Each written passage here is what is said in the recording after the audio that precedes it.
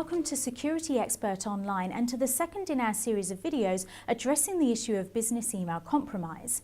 In our previous video, we talked about what these scams are and how dangerous they can be. But when it comes to a BEC scam, how do you know whether or not your business is at risk or even under attack?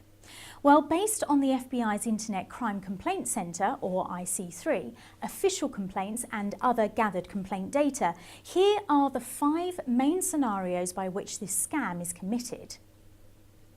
Scenario 1. Business working with a foreign supplier.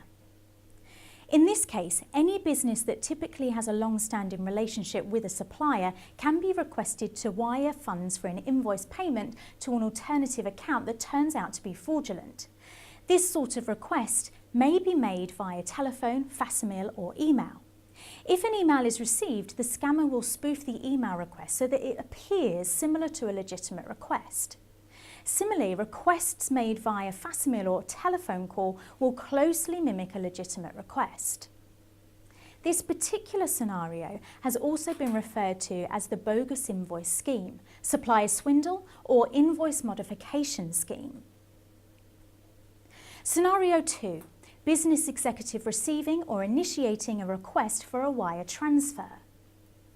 This is when the email accounts of your high-level business executives, chief financial officers or chief technology officers, for example, are compromised. These accounts can be spoofed or hacked if not properly secured. A request for a wire transfer from the compromised account is made to a second employee within the company who is typically responsible for processing these requests. In some instances, a request for a wire transfer from the compromised account is sent directly to the financial institution with instructions to urgently send funds to a specific bank for their own fraudulent reasons. This particular scenario has been referred to as CEO fraud, business executive scam, masquerading or financial industry wire frauds. Scenario 3. Business contacts receiving fraudulent correspondence through compromised email.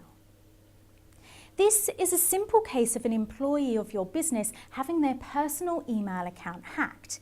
Now, this personal email may be used for personal communications, but if it is also used in a business capacity, it could have dangerous consequences.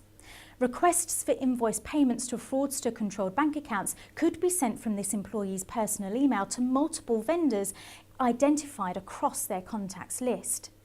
Your business may not even become aware of the fraudulent requests until you are contacted by a vendor to follow up on the status of an invoice payment.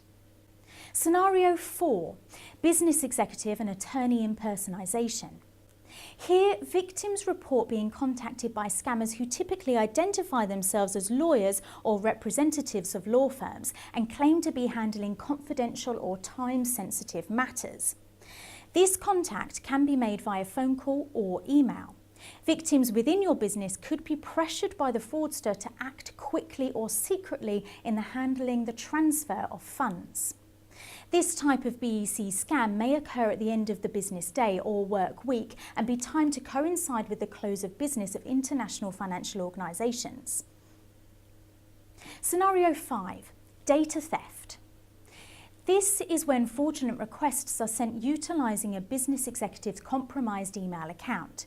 The people in your business responsible for P60s or maintaining personal identifiable information or PII, such as the Human Resources Department, bookkeeping or auditing section, have frequently been identified as the targeted recipients of the fraudulent requests for P60s and or PII. Some of these incidents are isolated and some occur prior to a fraudulent wire transfer request.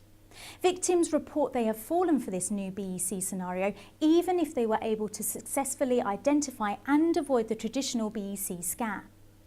This data theft scenario of the BEC scam first appeared just prior to the 2016 tax season.